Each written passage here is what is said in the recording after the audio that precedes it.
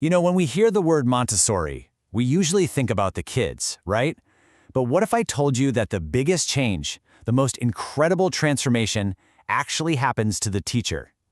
That's the story we're diving into today, a personal journey that starts with training, but becomes so much more. And this quote, it just nails it. It tells you right away that finishing your training isn't the end of the road. It's the starting point. It's like you've just been handed the keys to a whole new way of looking at the child and honestly the world. Okay, so every big adventure needs a map, right? Well, for a Montessori guide, that map gets created during this super intensive year of learning.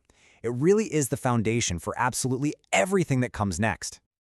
And wow, what a foundation it is. You're not just reading books, you're diving headfirst into Maria Montessori's original vision, really getting into the nitty-gritty of child development. And the materials, they're beautiful. You've got practical life skills that build real independence, sensorial work that just sharpens all the senses. Then there's the incredible logic of language and math, and my favorite, the wonder of cosmic education. That's where you learn to tell the story of the entire universe and connect everything together. Seriously, these aren't just subjects on a checklist. They're the tools you're going to need for the whole journey. But here's the thing, all that learning, it's about so much more than just gathering information. This is where the real magic starts to happen. See, the training isn't just about learning what to do in a classroom, it's about completely changing who you are as a guide. The whole journey just flips and turns inward. It transforms you just as much as it transforms the child. And this is probably the biggest mental shift of all.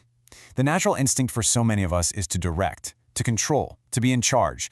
But a Montessori guide learns to let go of that. You learn to step back, to be patient, and just observe. It's a total switch. You go from being a manager of kids to being a scientist, just studying and appreciating human potential unfolding right in front of you. So you might be thinking, if I'm not controlling the child, what do I do? And the answer is this. You meticulously, carefully prepare the environment. Your job is to create a space where everything is within reach, everything is beautiful, and everything has a purpose. The environment itself becomes the teacher. It's what invites the child to explore and learn all on their own. And that just flips the teacher's role on its head, doesn't it? You're not a lecturer standing at the front of the room just dishing out facts. No way. You become a storyteller, a presenter of these incredible, great lessons. You're the spark that lights the fire of curiosity. Your goal isn't to just give them answers. It's to inspire them to ask amazing questions and to light up that passion for learning that they're all born with. All right, so now you've got this new internal compass, you've gone through this big transformation. The journey doesn't stop there. Graduating from training, that's not the finish line. It's the starting line for a real mission, with real responsibilities out in the world. And this mission, it has some really clear, practical steps. First up, constant reflection. You have to always be asking yourself, how can I do better for this child? Second, you got to share what you know. Talk to parents, engage with the community, build those bridges. And third, and this is so important, you have to stay a learner. You never master Montessori. It's something you study for your entire life.